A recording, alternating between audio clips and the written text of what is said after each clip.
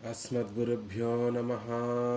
श्रीरङ्गसिंहगिरिदेशिकपादसेवा प्राप्ता किल द्रविडवेदरहस्यजातं श्रीगौतमान्वयजमाश्रितभागधेयं गोपालदेशिकमहं शरणं प्रपद्ये। श्रीमद्गौतमवंशनायकमणेर्गोपालसूरेसुतं तत्पादाम्बुजलब्धयुग्मनिगमान्तार्धं सुशीलं सदा सद्विद्या विनयादिसद्गुणनिधिं स्वाचार्यनिष्ठान्वितं वन्दे वैष्णवभूषणं तमनघं श्रीरङ्गरामानुजं कौशिकान्वयसञ्जातं वेङ्कटार्यतनूभवं वेदान्ताचार्यसच्छिष्यं उडैवर्लुगुरुं भजे कन्दाडवंशसञ्जातं रङ्गाचार्यतनूभवं गोपालाचार्य सच्छात्रं गोपालगुरुमाश्रये। श्रीमान् वेङ्कटनाथार्यः कवितार्किककेसरी वेदान्ताचार्यवर्यो मे सन्निधत्तां सदा हृदि। रामानुजदयापात्रं ज्ञानवैराग्यभूषणं श्रीमद्वेङ्कटनाथार्यं वन्दे వేదాంతదేశికం। భాగవతోత్తములందరికీ దాసోహాలు సమర్పిస్తూ వేదాంత దేశకులు వారు అనుగ్రహించినటువంటి దయాశతకం అనేటటువంటి స్తోత్రాన్ని అధ్యయనం చేస్తున్నాము. అందులో భాగంగా క్రిందటి రోజున 11వ శ్లోకాన్ని సేవించాం. ఈరోజు 12వ శ్లోకాన్ని యథావకాశంగా సేవించేటటువంటి ప్రయత్నం చేద్దాం. కరుణ గారు మ్యూట్లో ఉండాలి తల్లి. ఇంకెవరైనా అన్మ్యూట్లో ఉంటే మ్యూట్లో, రాజేశ్వరి గారు మ్యూట్లో ఉండాలమ్మా. దేశకుల వారు శ్రీనివాసుని యొక్క పరమాత్మ యొక్క దయ గురించి, దయా వైభవాన్ని గురించి మనకు అనుగ్రహిస్తున్నారు. పెరుమాళ్ళ దయ యొక్క వైభవం ఎంత గొప్పది అనేటటువంటి విషయాన్ని అనుగ్రహిస్తూ 11వ శ్లోకంలో అనుచరస్యక్త్యాది గుణామగ్రేసర బోధ విరచితాలోకాం స్వాధీన వృషగిరీసాం స్వయం ప్రభూతాం ప్రమాణయామి దయాం. అమ్మ కరుణ గారు మ్యూట్లో ఉండండి తల్లి. అనుచరస్యక్తాది, ఎలా పరమాత్మ యొక్క దయ ఎవరి మీదైనా ప్రవహిస్తూ ఉంటే, పరమాత్మ యొక్క కృప ఎవరి మీదైనా ప్రవహిస్తూ ఉంటే, వాటితో పాటు ఏ ఏ గుణములన్నీ కూడా ఆ జీవుని మీద జీవన్ని కటాక్షిస్తాయి అని అనుగ్రహిస్తున్నారు. దయాదేవి యొక్క వైభవం ఎలాంటిది అంటే, నిత్యము ఆ దయాదేవిని అనుసరిస్తూ కొన్ని కళ్యాణ గుణములు వస్తూ ఉంటాయి. ఆవిడ ముందు కొన్ని కళ్యాణ గుణములు వేయించేస్తూ ఉంటాయి. ఒక పట్టమహిషి వేయించేస్తూ ఉంటే, రాజపుర వీధులలో ఒక పట్టమహిషి వేయించేస్తూ ఉంటే రాజలాంఛనంగా ఎలా అయితే కొంతమంది ముందు వెళ్తూ ఆవిడికి మార్గం చూపించేటట్టుగా ఉంటారు, కొంతమంది ఆవిడ పరిజనం వెనకాల ఉండి ఆవిడ్ని అనుసరిస్తూ ఆవిడ ఆజ్ఞాపించినటువంటి పనులన్నిటినీ కూడా నెరవేర్చడానికి సిద్ధంగా ఎలా అయితే ఉంటారో, ఇక్కడ కూడా పరమాత్మ యొక్క కృప, శ్రీనివాసుని యొక్క కృప మన మీద ప్రసరిస్తోంది అంటే వెనకాల మిగిలినటువంటి కళ్యాణ గుణముల యొక్క కటాక్షం కూడా మన మీద ఉంటుంది అని చెప్తున్నారు. శక్తి, బలము, ఐశ్వర్యము, తేజస్సు, వీర్యము ఇత్యాది గుణములన్నీ కూడా కృపాగుణాన్ని అనుసరిస్తూ ఉంటాయి, దయాగుణాన్ని అనుసరిస్తూ ఉంటాయి. రక్షించడము అంటే ఇష్టప్రాప్తి, అనిష్ట నివారణ. కాబట్టి ఇష్టప్రాప్తి ఇష్టమైనటువంటి వాటిని అనుగ్రహించడం కోసం ఉపయుక్తమైనటువంటి అయిష్టమైనటువంటి వాటినన్నిటినీ కూడా తొలగించడం కోసం ఉపయుక్తమైనటువంటి శక్తి ఆది గుణములన్నీ కూడా దయాదేవిని అనుసరిస్తూ ఉంటాయి. అనుచర శక్తి ఆది గుణం. మరి ఎవరిని కటాక్షించాలి, దయ ఎవరి మీద ప్రవహించాలి, దయ ఎవరిని చేరాలి అనేటటువంటి విషయాన్ని దయాదేవికి తెలియచేస్తున్నట్టుగా జ్ఞానం అనేటటువంటి ఒక కళ్యాణ గుణం, పెరుమాళ్ళని చేరి అతిశయించే, గొప్పగా ప్రకాశించేటటువంటి జ్ఞానం అనేటటువంటి ఒక గుణము దయాదేవికి ముందు వెళుతూ ఆవిడికి మార్గాన్ని చూపిస్తూ ఉంటుంది. ఓ తల్లి, వీరిని కటాక్షించమ్మా అని ఆవిడికి మన తరపున సిఫార్సు చేస్తోందా జ్ఞానము అన్నట్టుగా ఆ దయాదేవికి ముందు జ్ఞానం అనేటటువంటి విషయం వెళుతూ ఉంటుంది. అగ్రేసర బోధ విరచితాలోకం. పరమాత్మను దయను మనం సేవించాలి, పరమాత్మ యొక్క దయను మనం అనుభవించాలి, ఆ దయకు పాత్రులం అవ్వాలి అంటే మన ముందు ఉన్నటువంటి ఆచార్యులందరూ కటాక్షం చేత పరమాత్మ కృప ఇంత పరమభోగ్యంగా ఉంటుంది, పరమాత్మ కృపయే మనం పొందవలసినటువంటి విషయము అని మన ముందు ఉన్నటువంటి వారి మహనీయుల చేత అందరి చేత ప్రబోధింపబడేటటువంటి విషయం. అగ్రేసర బోధ విరచితాలోకం. ఇక దయాదేవి ఎలా స్వాధీన వృషగిరి నాథుడైనటువంటి ఆ శ్రీనివాసుణ్ణి తన అధీనంలో ఉంచుకున్నటువంటిది.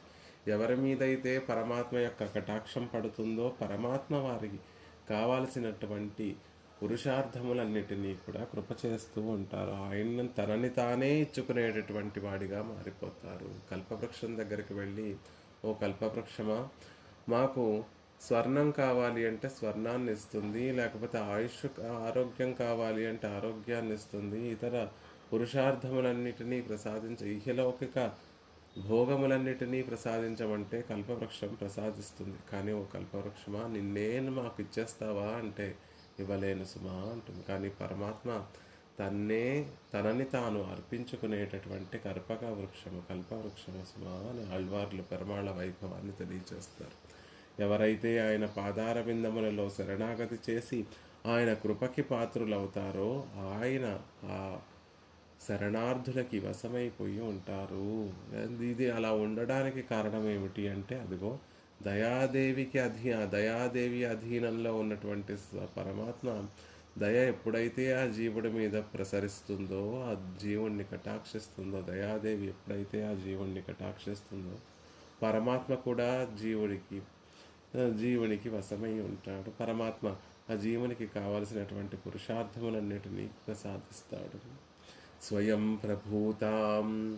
ఎలా ఆవిర్భవిస్తుందండి దయాదేవి అంటే స్వయం ప్రభూతం, నిర్హేతుకంగా పరమాత్మ హృదయంలో దయ ఆవిర్భవిస్తుంది అనే విషయాన్ని చెప్తూ ప్రమాణయామి దయాం, అలాంటి దయను ఆశ్రయిస్తూ శరణం వేడుతున్నాను అనే విషయాన్ని అందంగా క్రిందటి శ్లోకంలో తెలియజేశారు.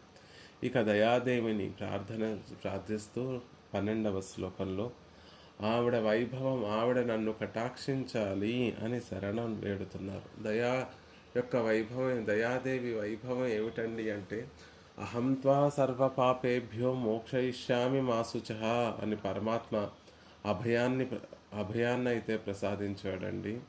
కానీ ఆ పాపములన్నీ కూడా తొలగిపోవడానికి పరమాత్మలో ఏ గుణం ప్రధానంగా ఉపయోగపడుతుంది అంటే దయాగుణమే సుమా.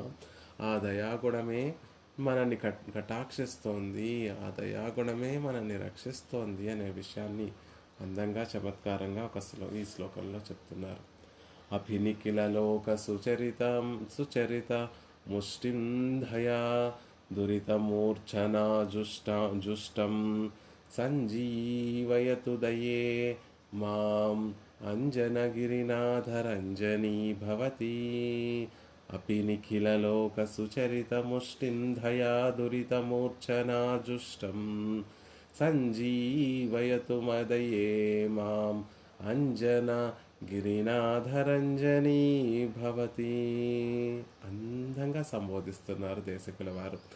అంజనగిరినాథరంజనీ అని దయాదేవిని ప్రార్థిస్తున్నారు. దయాదేవి యొక్క వైభవం ఏమిటండి అంటే పరమాత్మను రంజింపచేసేటటువంటి అద్భుతమైనటువంటి గుణము. లోకంలో ఉన్నటువంటి వారందరినీ కూడా రంజింపచేసింది దయ అంటే ఒక అర్థం ఉందండి. పరమాత్మ కృప మనందరినీ కూడా రక్షింపచేస్తోంది అంటే మనందరికీ కూడా పరమభోగ్యంగా ఉంది. పరమాత్మ కృపని అనుభవించడమే జీవునికి పరమభోగ్యమైనటువంటి విషయము. ఆ కృప కోసమే జీవుడు ఎదురు చూస్తూ ఉండాలి. ఆ కృప యొక్క వైభవాన్ని స్మరిస్తూ జీవుడు ఉండాలి. కానీ ఆ దయ ఎలాంటిది అంటే అంజనగిరినాథరంజని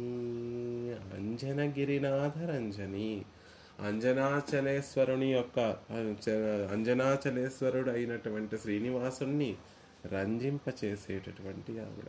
తుయరరు సుడరడి తొజుదెజన్మననే.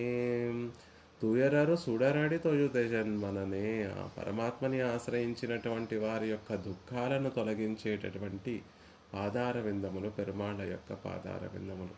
దీనికి మిగిలినటువంటి మహనీయులందరూ కూడా ఆశ్రయించినటువంటి వారి దుఃఖాలను తొలగిస్తాయి ఆ పాదార విందములను అనే నిర్వాహాన్ని చేస్తే, రామానుజుల వారు ఎంబెరమానారులు అద్భుతమైనటువంటి ఒక నిర్వాహాన్ని అనుగ్రహిస్తారు. కేవలం భక్తుల యొక్క దుఃఖములను మాత్రమే తొలగించేటటువంటి సమర్థత కలిగినటువంటివి కాదు ఆ చరణార విందములు. పెరుమాళ్ళ యొక్క దుఃఖాన్ని కూడా తొలగించేటటువంటి సమర్థత కలిగినటువంటివి ఆ పాదార విందములు. పెరుమాళ్ళ యొక్క పాదార విందములు భక్తుల యొక్క దుఃఖాలను తొలగిస్తాయి, పెరుమాళ్ళ యొక్క దుఃఖాన్ని తొలగిస్తాయి అని దానికి ఒక నిర్వాహాన్ని అనుగ్రహించారు రామానుజుల వారు. పెరుమాళ్ళకి దుఃఖం ఉంటుందా అండి అంటే ఎందుకు ఉండదండి?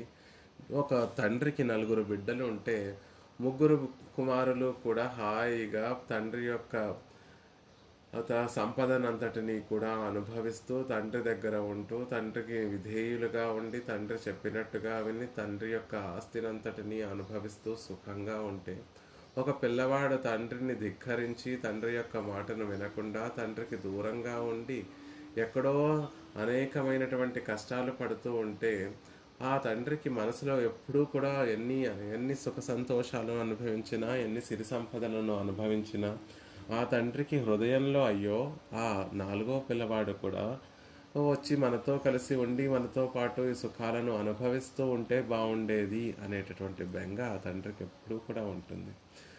పరమాత్మకి చేరువుగా ఉండి పరమాత్మని నిత్యము సేవిస్తూ, పరమాత్మతోనే వర్తిస్తూ, పరమాత్మ యొక్క కైంకర్యాన్ని చేసి ఆయనకి ఆనందాన్ని కలిగించి, ఆయన తిరుముఖ మండలంలో ఆనందాన్ని చూసి ఆనందాన్ని అనుభవించవలసినటువంటి నిత్యులు ముక్తులు లాంటి వారమే మనమందరం కూడా.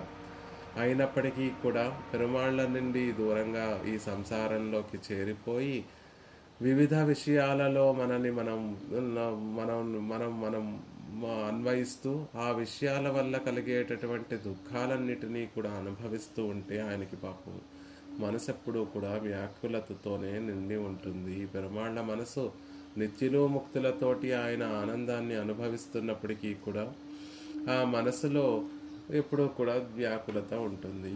మరి ఆ వ్యాకులత ఎప్పుడు తీరుతుందండి అంటే, మనమందరం కూడా మనం ఆయనే రక్షకుడు, ఆయనే కావాలి, నీ నిత్య కైంకర్యం కావాలి అని ఆయన పాదార విందములను చేరితే, అబ్బా ఒక ఆచార్య కటాక్షం చేత ఈ జీవుడు ఇప్పటికి పరివర్తన చెంది నా పాదార విందములను ఆశ్రయించినటువంటి వాడయ్యాడు అని ఆయనకు ఒక స్థిమితం కలుగుతుంది, ఆయనకు ఒక సంతోషం కలుగుతుంది. అప్పుడు ఆయన మనసులో ఉన్నటువంటి ఆ దుఃఖమంతా కూడా తీరుతుంది అని. కాబట్టి ఆ పెరుమాళ్ళ పాదార విందములను మనం సేవిస్తే మనకి సంతోషం కలుగుతుంది, పెరుమాళ్ళకి సంతోషం కలుగుతుంది అని చెప్పారు. ఇక్కడ పెరుమాళ్ళ యొక్క దయ కూడా అంతే. ఆయన కృపాకటాక్షం మన మీద పడితే మనమెంత భాగ్యవంతులమో, మనమెంత సంతోషాన్ని పొందుతామో, పెరుమాళ్ళు కూడా మనకు ఆయన కృప ఎప్పుడైతే ఈ జీవుడి మీద పడిందో, ఒక చక్కటి ఆచార్యులు వీరికి అనుగ్రహిద్దాము, ఆచార్యుల ద్వారా వీరిని దిద్దుబాటు చేద్దాము అని పెరుమాళ్ళ మనసులో ఒక భావన కలగగానే పరమాత్మ ఆ కృప అనేటటువంటిది పరమాత్మకి కూడా ఆనందాన్ని కలగచేస్తుంది. అందుకే అంజనగిరినాథ రంజనీ, రంజింపచేసేటటువంటి ఆవిడ కృప అందరినీ రంజింపచేస్తుందండి.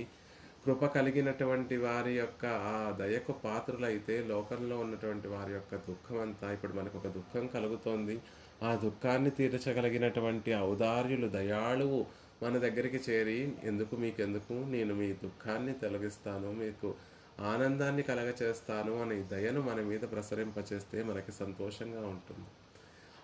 ఆ దయను ప్రసరింపచేసినటువంటి వారికి సంతోషం ఉంటుందా ఉండదా అంటే వారికి కూడా సంతోషం ఉంటుంది. అందుకే అంజనగిరినాథ రంజనీ అని అందంగా తెలియజేస్తుంది.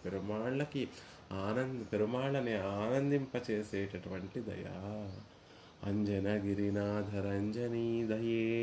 ఇందులో నేరుగా దయాదేవినే సంబోధిస్తున్నారు. దయే, ఓ దయాదేవి, భవతి నువ్వు, మాం సంజీవయతు నన్ను సంజీవయతు బాగా జీవించేటటువంటి వాడిగా చేయుదువుగాక అని ప్రార్థిస్తున్నారు. ఓ దయాదేవి, శ్రీనివాసునికి ఆనందాన్ని కలిగించేటటువంటి ఓ దయాదేవి, నేను జీవించేటటువంటి వాడిగా చెయ్యి తల్లి, మాం సంజీవయతు, నన్ను మళ్ళీ బ్రతికించు అని ప్రార్థన చేస్తున్నారు.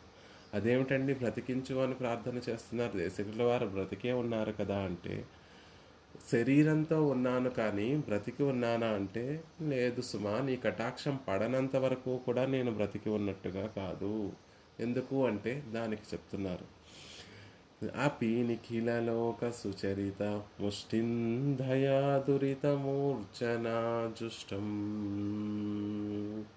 నిఖిలలోక సమస్త లోకంలో ఉండేటటువంటి వాసుల యొక్క సుచరిత పుణ్యకర్మలను ముష్టింధయా పిడికలతో పట్టి పీల్చివేసేటటువంటి దురిత పాపముల చేత మూర్ఛావస్థను జుష్టమపి పొందినటువంటి వాణ్ణి.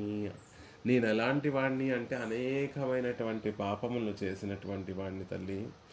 నా పాపములను తొలగించడానికి, పాపం ఎలా తొలగుతుంది అంటే పుణ్యం ద్వారా పాపం తొలగుతుంది. ఇప్పుడు మనకి ఎక్కడో ఉన్నటువంటి పాప కర్మలన్నిటినీ కూడా ఎలా మనం వాటిని చేసుకోవచ్చు, ప్రాయశ్చిత్తముల ద్వారా చేసుకోవచ్చు, లేకపోతే ఇంకొక పుణ్యకర్మను ఆచరించి తద్వారా పాపాన్ని పోగొట్టుకోవచ్చు. ఇంకా ఆ పాపం ఎలా, నేను ఎంత పాపాన్ని చేశాను అంటే, నిఖిలలోక సుచరిత ముష్టింధయా, నా పుణ్యాన్ని వెచ్చించినా తొలగనటువంటి పాపం. పోనీ నేను చేసుకున్నటువంటి పాపము ఏవో నేను ప్రాయశ్చిత్తాలు చేస్తాను, పుణ్యాన్ని ఆర్జిస్తాను, తద్వారా నాలో ఉన్నటువంటి పాపాలన్నిటినీ తొలగించుకుంటాను అని ప్రయత్నిస్తే నా ఒక్కడి పుణ్యం సరిపోదమ్మా.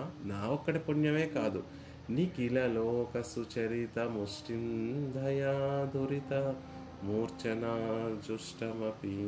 నిఖిలలోక సుచరిత, సమస్త లోకముల్లో ఉన్నటువంటి వారందరి పుణ్యాన్ని కూడా పోగు చేస్తే, సుచరిత వారి పుణ్యకర్మలన్నిటినీ కూడా పోగు చేసిన ముష్టింధయా, ఆ పుణ్యాన్నంతటినీ కూడా నేను చేసినటువంటి పాపములు ఏం చేసేస్తాయి అంటే ఒక చిన్న పిడికిలిగా మార్చేసి దానిని తీసేసుకుంటాయి. ఒక పెద్ద సముద్రం ఉంది, ఆ సముద్రాన్నంతటినీ కూడా ఒక చిన్న పోసిన ఒక చేతిలో తీర్థంగా మార్చి ఎలా అయితే తీసేసుకున్నారు అన్నట్టుగా మహర్షుల యొక్క వైభవాన్ని చెప్తారో, ఇక్కడ లోకంలో చేసినటువంటి వారి పుణ్యకర్మలన్నిటినీ కూడా నా పాపము అలా పరిగ్రహించగలిగినటువంటి ప్రబలమైనటువంటి పాపములను చేసినటువంటి వాడిని. మామూలుగా ఒక పుణ్యకర్మతోటి ఒక పాపకర్మ పోతుంది అని చెప్తారు, కానీ నేను ప్రబలమైనటువంటి దురితములను చేశాను, పాపకర్మలను చేశాను. ఆ పాపకర్మలను తొలగించుకోవడానికి కేవలం నా పుణ్యమే సరిపోదు, లోకంలో ఉన్నటువంటి వారి పుణ్యములన్నిటినీ కూడా తెచ్చి కలిపి పెట్టినా అది నేను చేసినటువంటి పాపానికి ఒక పిడికిళ్ళతో సమానము. అంటే నేను చేసినటువంటి పాపము సముద్రం లాంటిదైతే, లోకంలో ఉన్నటువంటి వారి పుణ్యం అంతా కూడా ఒక చిన్న దాని ముందు ఒక నీటి తుంపర లాంటిది సుమా అని చెప్తున్నారు. అలా దురిత మూర్ఛన, ఆ పాపకర్మల చేత మూర్ఛావస్థను పొందినటువంటి జుష్టమపి పొందినటువంటి వాడే అలాంటి మూర్ఛావస్థను పొందినటువంటి నన్ను సంజీవయతు బాగా జీవింపు చేయుదువుగాక అని అందంగా ప్రార్థిస్తున్నారు. ఓ తల్లి, అంజనాద్రీశ్వరుడు అయినటువంటి ఆ శ్రీనివాసుని ఆనందింపచేసేటటువంటి ఓ దయాదేవి, ప్రపంచంలో సర్వులు చేసినటువంటి పుణ్యకర్మలన్నిటినీ కూడా పిడికిని బట్టి పీల్చి వేసేటటువంటి శక్తి కలిగినటువంటి పాపరాశి చేసినటువంటి వాడిని. అలాంటి పాపరాశి చేత ఒక మూర్ఛావస్థను పొంది ఉన్నానమ్మా. అలాంటి నువ్వు రక్షించాలి, నన్ను సంజీవనిగా నువ్వు మారి నువ్వు నన్ను రక్షించాలి అని అందంగా చెప్తున్నారు. ఇందులో ఆ దయాదేవి యొక్క ఒక ప్రాధాన్యత తెలియచేస్తున్నారు. పరమాత్మ ఎలా అయితే పాపాలను తొలగించి మనకి మోక్షాన్ని ప్రసాదిస్తాడో, ఆ పాపాలను తొలగించడానికి ప్రేరణ ఎవరు అంటే పరమాత్మ హృదయంలో జనించినటువంటి దయే అనే విషయాన్ని చెప్తున్నారు. దయాదేవి పరమాత్మకి ఆనందాన్ని కలిగిస్తుంది. ఈ పరమాత్మ యొక్క దయ అందరి మీద ప్రసరిస్తే, అందరికీ చక్కటి ఆచార్యులు లభిస్తే, అందరికీ ఓ మంత్రార్థాలను లభిస్తే అందరికీ ఆ మంత్రంలో ప్రతిపాదింపబడినటువంటి పెరుమాళ్ళ పట్ల ఒక భక్తి ప్రేమ కలిగితే అందరూ కూడా అన్య విషయములను అనన్య మనస్సుకులై అనన్య ఉపాయాలను పట్టుకోకుండా పెరుమాళ్ళే ఉపాయము ఉపాయోపేయము అని భావన చేసి పెరుమాళ్ళని ఆశ్రయిస్తూ ఉంటే అబ్బా నా కృప ఎంత బాగుందండి, ఎంతమందిని దిద్దుబాటు చేస్తోంది నా కృప అని పెరుమాళ్ళకే ఆనందం కలుగుతుందట. అందుకే అంజనా జలధి అంజనాద్రి అంజనా అంజనా అంజ అంజ అంజనగిరినాథరంజని అని అందంగా సంబోధిస్తున్నారు దేశకుల వారు. లోకంలో శుభకర్మలు చేసినటువంటి వ్యక్తి శుభాలను పొందుతాడు, పాపకర్మలను చేసినటువంటి వ్యక్తి పాపాలను పొందుతాడు. అందంగా ఈ విషయాన్ని రావణాసురుడి యొక్క పత్ని మందోదరి ఈ విషయాన్ని చెప్తుంది. శుభకృత్ శుభమాప్నోతి పాపకృత్ పాపమశ్నుతే విభీషణ సుఖం ప్రాప్త తం ప్రాప్తో దుఃఖమీదృశం. రావణాసురుడు రాముని చేత సంహరింపబడి తన ప్రాణాలు విడిచిపెట్టేసిన తర్వాత మండోదరి ఆ రావణుడి దగ్గరికి చేరి చెప్పినటువంటి మాట శుభకృత్ శుభమాప్నోతి. లోకంలో మంచి పనులు చేసినటువంటి వారికి పరమాత్మ ఎప్పుడు వారి కర్మానుగుణంగా మంచిని ప్రసాదిస్తాడు. పాపకృత్ పాపమశ్నుతే, పాపకర్మలు చేసినటువంటి వారికి వారి కర్మానుగుణంగా పరమాత్మ దుఃఖాన్ని అనుగ్రహిస్తాడు. విభీషణ సుఖం ప్రాప్త, విభీషణుడు మంచి కర్మలను చేసినటువంటి వాడు నాకు తండ్రి తల్లి భార్య బిడ్డలు సర్వము ధనము ధాన్యము క్షేత్రములు సర్వము రామచంద్రుడే అని అన్నిటినీ విడిచిపెట్టి రాముని యొక్క పాదార విందములను చేరడము అనేటటువంటి మంచి పనిని చేసినటువంటి వాడు. అందుకని సుఖం ప్రాప్త విభీషణ సుఖం ప్రాప్త, విభీషణుడికి సుఖం లభించింది. సుఖం అంటే రాముడు లభించాడు. రాముడు వేరు సుఖం వేరు అంటే కాదు సుమా, రాముడే సుఖము. విభీషణ సుఖం ప్రాప్త తం ప్రాప్తో దుఃఖమీదృశం. నీకు రాముని యొక్క కటాక్షం లభించలేదు సుమా, అదే దుఃఖము. తం ప్రాప్తో దుఃఖమీదృశం, నీకు దుఃఖం లభించిందయ్యా, దీనికి కారణం నువ్వు చేసుకున్నటువంటి కర్మలే అని మండోదరి రావణాసురుడి దగ్గర చెప్తుంది. కాబట్టి అలా లోకంలో ఒక మంచిని పొందుతున్నాము, సుఖాన్ని అనుభవిస్తున్నాము అంటే అది ఎప్పుడో ఈనాడు మనం సౌఖ్యాలు సంతోషాలు అనుభవిస్తున్నాము అంటే ఏనాడో మనం చేసుకున్నటువంటి పుణ్యకర్మల యొక్క ఫలాన్ని ఇప్పుడు పెరుమాళ్ళు అనుగ్రహిస్తే వాటిని మనం అనుభవిస్తున్నాం. కించిత్ సుచరితం యత్నః తేన తుష్టః త్రిలోకకృత్ అనుగ్రహ్ణాతు గృహ్ణాతు వైదర్భ్యా పాణిముచ్యతః. అందమైనటువంటి ఒక చక్కటి శ్లోకం. రుక్మిణీదేవిని విదర్భ రాజకుమార్తె అయినటువంటి రుక్మిణీదేవిని తన సోదరుడు రుక్మి శిశుపాలునికిచ్చి వివాహం చేస్తాను అని చెప్పినటువంటి సందర్భంలో రుక్మిణి ఆ విదర్భ రాజ్యంలో ఉన్నటువంటి ఆ ప్రజలందరూ కూడా పెరుమాళ్ళని ప్రార్థిస్తున్నారట. కించిత్ సుచరితం యత్నః తేన తుష్ట త్రిలోకకృతు. మూడు లోకాలలో ఉన్నటువంటి వారందరూ కూడా కించిత్ సుచరితం యత్నః, ఏదైనా కొంచెం మంచి చేసుంటే, ఏదైనా కొంచెం పుణ్యం చేసుంటే అనుగ్రహ్ణాతు, లోకాలని పాలించేటటువంటి ఆ పరాత్పరుడు అనుగ్రహించుగాక. అనుగ్రహించి ఏం కటాక్షించాలి? గృహ్ణాతు వైదర్భ్యా పాణిముచ్యతః. ఆ కృష్ణ పరమాత్మ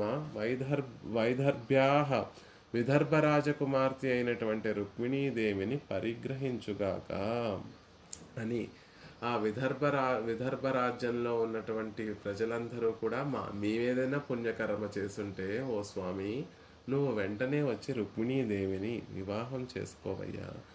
లోకంలో మేమే కాదు, లోకంలో ఉన్నటువంటి వారందరూ కూడా ఏమైనా సుచరితములను చేసుంటే ఇదిగో ఇప్పుడు ఈ రుక్మిణీదేవికి కలిగినటువంటి కష్టం తొలగిపోవాలి. శిశుపాలునితోటి వివాహం జరుగుతోంది అనేటటువంటి దుఃఖం ఆవిడ్ని బాధిస్తోంది. ఆ దుఃఖం తొలగిపోయి ఆవిడకి సుఖం కలగాలి, దానికి మా పుణ్యాన్ని మేము వెచ్చిస్తాము. మేమేమైనా కొంచెం సో పుణ్యకర్మ చేసి ఉంటే, ఓ స్వామి నువ్వు వచ్చి వెంటనే ఆ, రుక్మిణీదేవిని పాణిగ్రహణం చేయాలి అనేటటువంటి విషయాన్ని ఆ విదర్భాల్లో ఉన్నటువంటి ప్రజలందరూ కూడా ప్రార్థిస్తున్నారట. అలా మనం మనం మనం మనకి పుణ్యకర్మ అంటూ లేకపోయినా ఎవరో ఒకరి యొక్క పుణ్యకర్మ చేత అయినా మనం అనుభవిస్తున్నటువంటి పాపము తొలగిపోతుంది. కాబట్టి అలా ఏమన్నా ఉంటుందా అంటే, నేను చేసినటువంటిది సామాన్యమైనటువంటి పాపం కాదండి. ఏకః పాపాని కురుతే ఫలం భుంక్తే మహాజన. ఒకరు ఒక ఘోరమైనటువంటి పాపం చేస్తే ఆ ఫలాన్ని అతనొక్కడే అనుభవించడం కాదండి, అతనికి సంబంధించినటువంటి వారందరూ కూడా అనుభవిస్తారు అని పురాణం చెప్తూ ఉంటుంది. ఇది సహజంగా లోకంలో చేస్తూ ఉంటాం. ఎక్కడో ఒక వంశంలో చేసినటువంటి వారి పాపాన్ని ఆ వంశంలో ఉన్నటువంటి వారందరూ కూడా అనుభవిస్తూ ఉంటారు అని చెప్తూ ఉంటారు. అలా పాపానికి అంత ప్రభావం ఉంటుంది, అంత ప్రబలమైనటువంటిది పాపము. సూర్యవంశంలో, విశ్వాకు వంశంలో సత్యవ్రతుడు అనేటటువంటి ఒక గొప్ప రాజు ఉన్నాడు. ఆ రాజు 3 తప్పులు చేశాడండి. మొదటి తప్పు పితుశ్చ పరితోషేణ, తండ్రి శాపానికి కోపానికి పాలయ్యాడు. ఒక పెళ్లి జరుగుతుంటే ఆ విప్ర కన్యని, బ్రాహ్మణోత్తముల యొక్క కన్యను అపహరించి తీసుకొచ్చేసాడు ఈ రాజు. అలా తీసుకొచ్చినటువంటి రాజు యొక్క తండ్రి ఆ చేసినటువంటి పనిని సహించలేక తన కుమారుని పట్ల కోపాన్ని ప్రదర్శించి శాపాలను కూడా ఇచ్చాడు. కాబట్టి పితుశ్చ పరితోషేణ గురోర్ధోగ్ద్రిం వధేన చ, గురువు గారి యొక్క దేహనువుని సంహరించాడు. అది ఇంకా ఘోరమైనటువంటి పాపం. అప్రోక్షణ ప్రయోగాశ్చ, ప్రోక్షించినటువంటి ఆహారాన్ని స్వీకరించాడు. ఇది ఇంకా పాపం సుమా. 3 పాపాలు చేశాడు. కాబట్టి సత్యవ్రతుడికి ఏమని ప్రసిద్ధమైనటువంటి పేరు అంటే త్రిశంకువు అని పేరు. త్రిశంకుడు అని పేరు. 3 దురితమైనటువంటి పాపాలను చేసినటువంటి వాడు కాబట్టి త్రిశంకుడు అని పేరండి. ఇతను పాపం విశ్వామిత్రుణ్ణి ఆశ్రయించి, ఏం చేసినా నిన్ను స్వర్గానికి వెళ్ళాలనుకుంటున్నాను అని విశ్వామిత్రుణ్ణి ఆశ్రయిస్తే, విశ్వామిత్రుడు నా తపశ్శక్తి చేత నిన్ను స్వర్గాన్ని పంపుతాను, నువ్వెన్ని పాపాలు చేసినటువంటి వాడివైనా పర్వాలేదు, కానీ నాకు పుణ్యఫలం ఉంది కదా, నేను తపస్సు చేసి నేను ఆర్జించినటువంటి పుణ్యఫలం ఉంది కదా, ఆ ఫలముతోటి నిన్ను స్వర్గానికి పంపుతాను అని విశ్వామిత్రుడు తన తపశ్శక్తినంతటిని ధారపోసి ఈ త్రిశంకువుని స్వర్గం వరకు వెళ్ళేటట్టుగా చేశాడు. కానీ స్వర్గద్వారాల దగ్గరికి చేరినటువంటి త్రిశంకువు స్వర్గంలోకి ప్రవేశించలేకపోయాడండి. తాను చేసినటువంటి ఆ పాపకృత్యములన్నీ కూడా తనకి అడ్డుపడి, విశ్వామిత్రుడు వెచ్చించినటువంటి పుణ్యకర్మలన్నిటినీ కూడా ఆ పాపకర్మలో పీల్చేసి, అంటే అవి కూడా వాటిని స్వీకరించేసి త్రిశంకువుని మళ్ళీ కిందకి నెట్టేశాయి. కాబట్టి తపస్సు చేత, మహర్షులు తపస్సు చేత ఆర్జించినటువంటి గొప్ప ఫలాన్ని కూడా ఒక చిన్న పాపము పీల్చేయగలదు. కాబట్టి నేను ఎలాంటి వాడిని అంటే, అసలు ఎలాంటివి పాపాలు అంటే కూరత్తాళ్వాన్ అందంగా అనుగ్రహిస్తారు. యద్బ్రహ్మ కల్పనియుతానుభవేప్యనాస్యం తత్కిల్బిషం సృజతి జంతురుహ క్షణార్థే. బ్రహ్మకల్ప నియతానుభవేపి అనాశం. ఎన్ని లక్షల కొద్దీ బ్రహ్మకల్పములు, ఒక జీవితకాలం కాదు, బ్రహ్మ ఆయుష్ ఎంత ఉంటుందో అంతటి కల్పములు, అంతటి అవి కూడా 1,00,000 బ్రహ్మ కల్పములు అనుభవించినా నశించినటువంటి పాపాన్ని ఒక వ్యక్తి ఒక అరక్షణంలో చేసేస్తాడండి. తత్కిల్బిషం సృజతి జంతుర్హ క్షణార్థే క్షణంలో సగభాగం, ఒక్క క్షణం, ఒక 2 నిమిషాలలో మనం కొన్ని లక్షల బ్రహ్మకల్పాలు అనుభవించినా తొలగనటువంటి పాపపు పనులన్నిటినీ ఒక చిన్న సమయంలో చేసేస్తూ ఉంటాము. అలాంటి పాపాలు నావి, అంత ఘోరమైనటువంటి పాతకములు నావి. లోకంలో ఉన్నటువంటి వారందరి పుణ్యాలను కూడా పోగు చేసి నా పాపాన్ని తొలగించాలి. ఇప్పుడు ఎలా అయితే విశ్వామిత్ర మహర్షి త్రిశంకువు పాపం పుణ్యం చేసుకోకపోయినా నా తపస్సుని నేను వెచ్చించి అతనిని స్వర్గంలోకి చేరుస్తాను అని భావన చేసినట్టుగా లోకంలో ఉన్నటువంటి వారందరూ కూడా పుణ్యాన్ని వెచ్చించి నా పాపాలను తొలగించేటటువంటి ప్రయత్నం చేద్దామా అంటే ఆ పుణ్యములన్నిటినీ కూడా నా పాపము ముష్టింధయా ముష్టింధయా దురితం మూర్ఛనా జుష్టం, ఒక చిన్న పిడికిలిగా చేసి ఆ పుణ్యకర్మలన్నిటినీ చిన్న పిడికిలిగా చేసి నా పాపాలు స్వీకరించేస్తాయి అనే విషయాన్ని చెప్తున్నారు. ధర్మేణ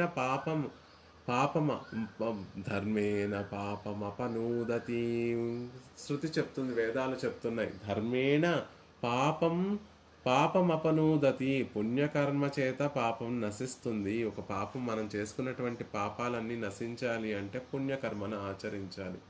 దశరథ ద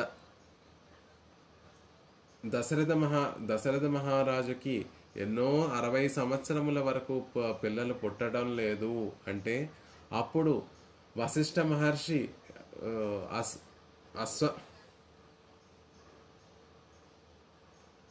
కరుణ గారు మ్యూట్లో ఉండాలి తల్లి. అశ్వమేధ యాగం చేస్తే ఆ అశ్వమేధ యాగం ద్వారా దశరథ మహారాజులో అడ్డుపడుతున్నటువంటి ఆ పాపములన్నీ తొలగిపోతాయి, తద్వారా సంతానం కలుగుతుంది అని వశిష్ఠ మహర్షి దశరథ మహారాజుకి సూచన చేస్తారు. అంటే మన పురుషార్థాన్ని పొందడానికి అడ్డుగా ఉన్నటువంటి పాపములను ఎలా తొలగించుకోవచ్చు అంటే ఇంకొక పుణ్యకర్మను ఆచరించి ఆ పాపాన్ని తొలగించుకోవచ్చు. దశరథ మహారాజు తనకి సంతానం కలగకుండా ఉన్నటువంటి ఆ పాపములన్నిటినీ కూడా ఎలా తొలగించుకోగలిగాడు అంటే అశ్వమేధ యాగాన్ని, తదనుగుణంగా పుత్రకామేష్టి యాగాన్ని ఆచరించి ఏవైతే పాపములు అడ్డుపడుతున్నాయో, తనకి సంతానం కలగకుండా అడ్డుపడుతున్నాయో ఆ పాపములను తొలగించుకోగలిగాడు అని రామాయణంలో చెప్తారు మనకి.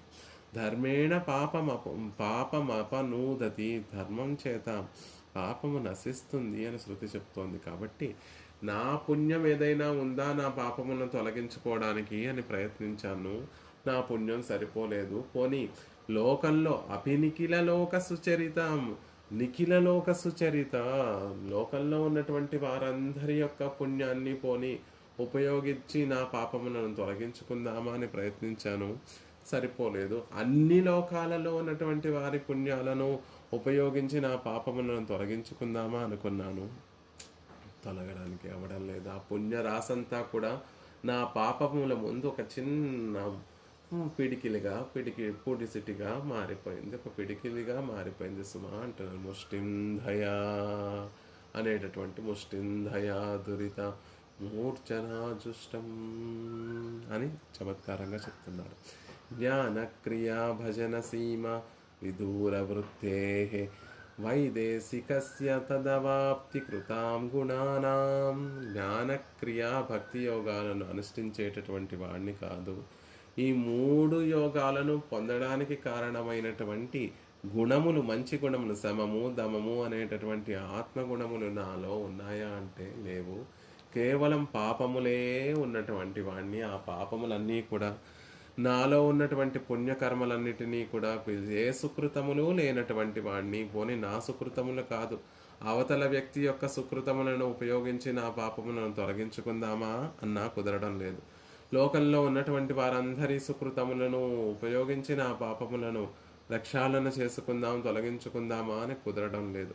అన్ని లోకాలలో ఉన్నటువంటి వారి యొక్క సుకృతములను ఉపయోగించి నా పాపాలను తొలగించుకుందామా లేదు సుమా, అవ్వడం లేదు.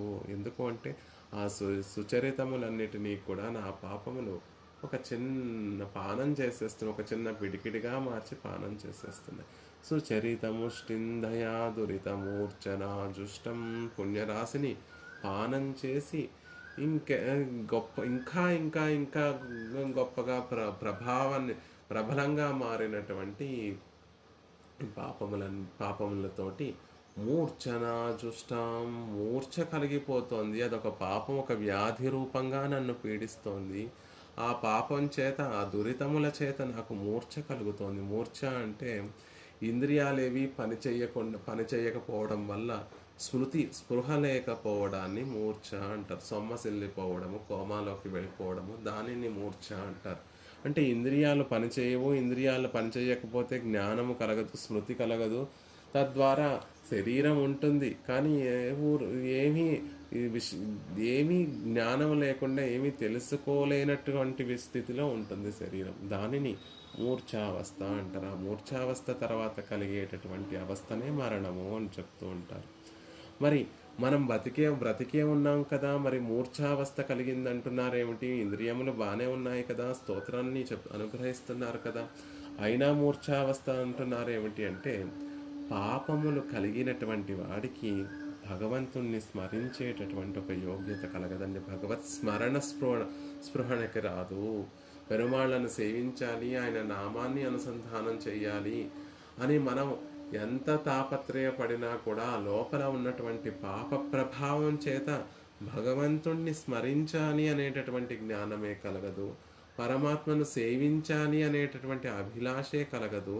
అలాంటప్పుడు భగవత్ స్మరణ కలగనప్పుడు భగవత్ చింతన లేనటువంటి ఒక వ్యక్తి మృతప్రాయుడే కదా. బ్రతికున్నాము, శరీరాన్ని పోషించుకుంటున్నాము, శరీరానికి కావాల్సినటువంటి సుఖాలన్నిటినీ కూడా ఇస్తున్నాము, కానీ భగవంతుణ్ణి సేవించడం లేదు, పెరుమాళ్ళను సేవించడం లేదు, పెరుమాళ్ళను ధ్యానించడం లేదు, పెరుమాళ్ళ యొక్క తిరునామాలను స్మరించడం లేదు. అలాంటప్పుడు ఉన్నా కూడా మృతి చెందినట్టు మృతప్రాయంతో నాయుడుతోనే సుమా. అందుకే పాపాలన్నీ కూడా పెరుమాళ్ళని సేవించలేకపోతున్నాయి. అందుకనే మూర్ఛతోటి నేను పీడింపబడుతున్నాను అంటున్నారు. మూర్ఛనాజుష్టామపి సంజీవతు. ఒక అందంగా ఒక శ్లోకంలో చెప్తారు, సంసారమరుకాంతారే దుర్వ్యాధి వ్యాఘ్రభీషణే విషయక్షుద్రగుల్మాఢ్యే తృషాపాదపసాలిని. కాంచీపురంలో దేవరాజ అష్టకంలో అందంగా చెప్తారు, సంసారం అనేటటువంటి దాంట్లో ఉన్నానండి, దుర్వ్యాధి వ్యాఘ్రభీషణే, వ్యాధులు అనేటటువంటి వ్యాఘ్రముల చేత పీడింపబడుతున్నాను. విషయక్షుద్రగుల్మాఢ్యే, విషయములు అనేటటువంటి శుద్రమైనటువంటి విషయములు అనేటటువంటి వాటితో గుల్మాడ్ నిండి వాటిలో మునిగి తేలుతున్నాను అని చెప్తున్నారు.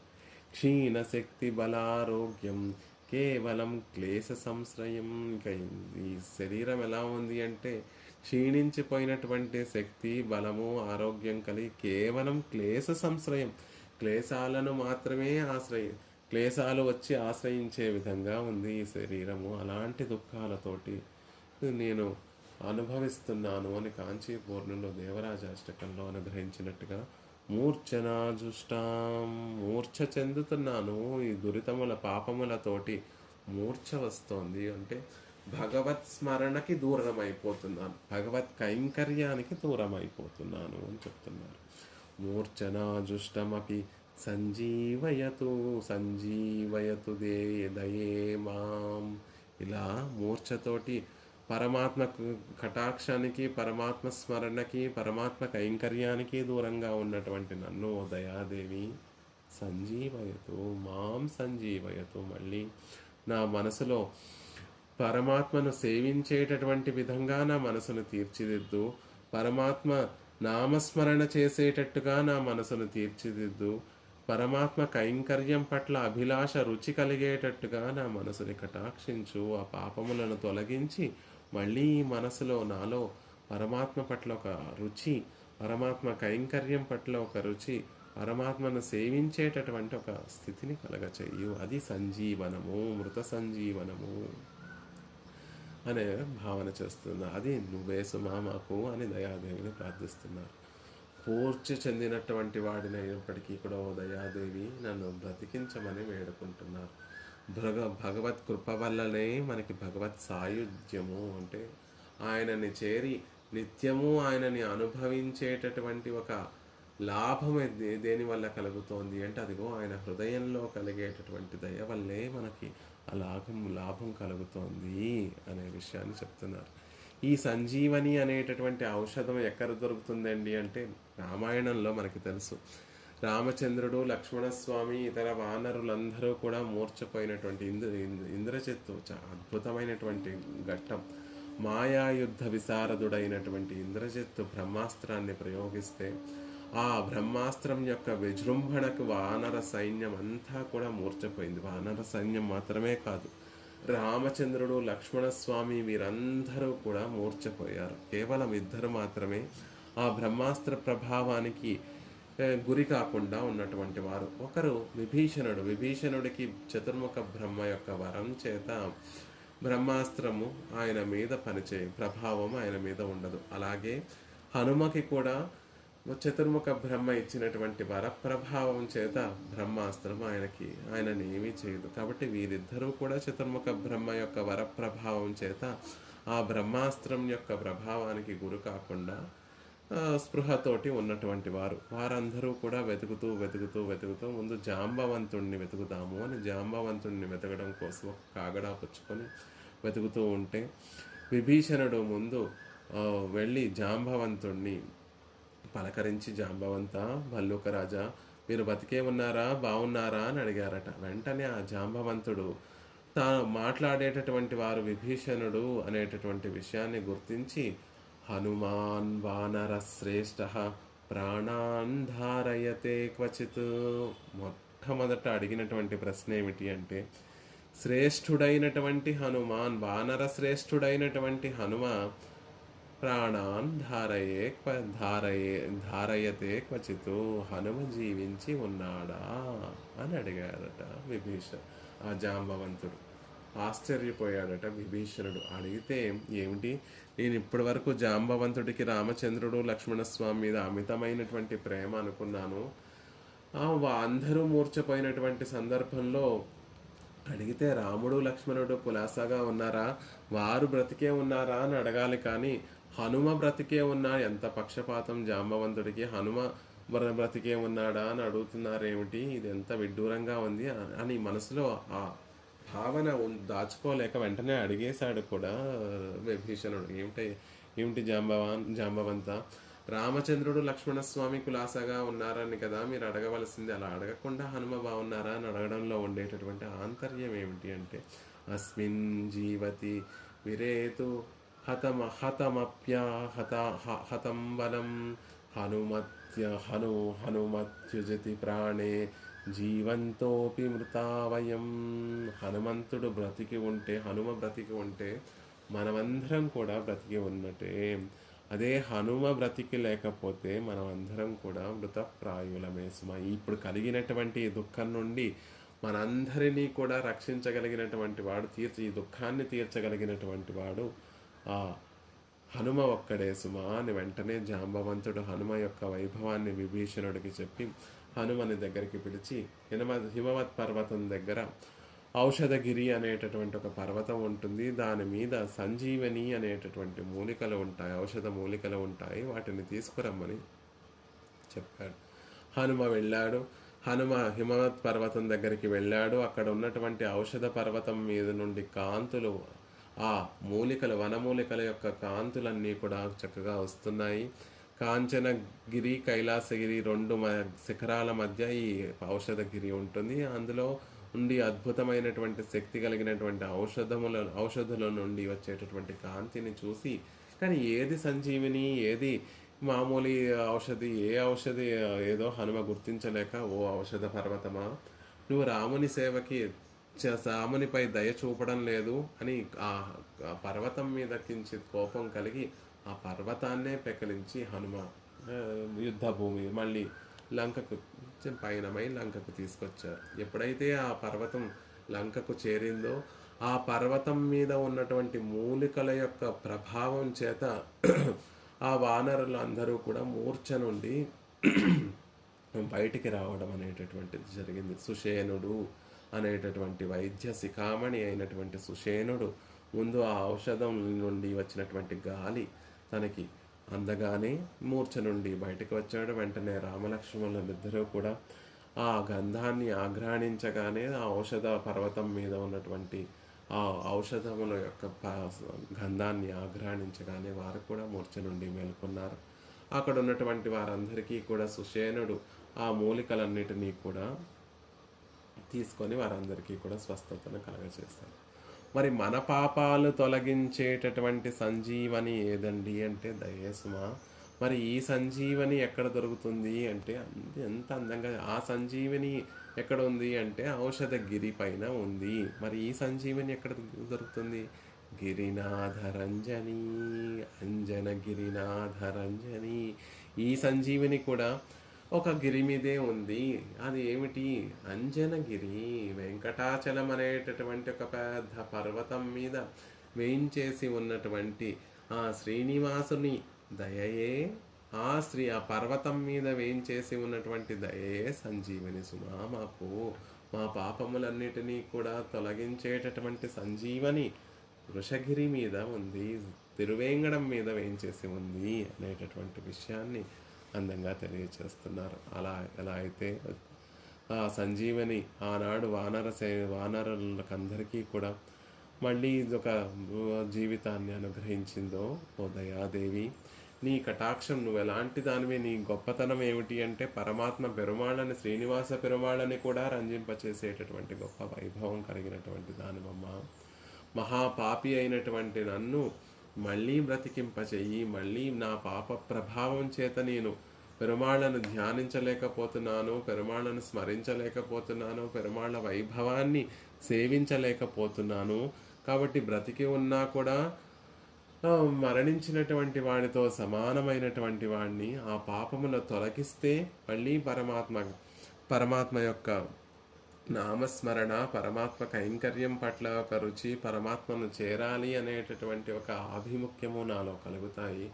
ఆ పాపాలను తొలగించి సంజీవయతు, జీవించి ఉండేటట్టుగా నన్ను కటాక్షించు.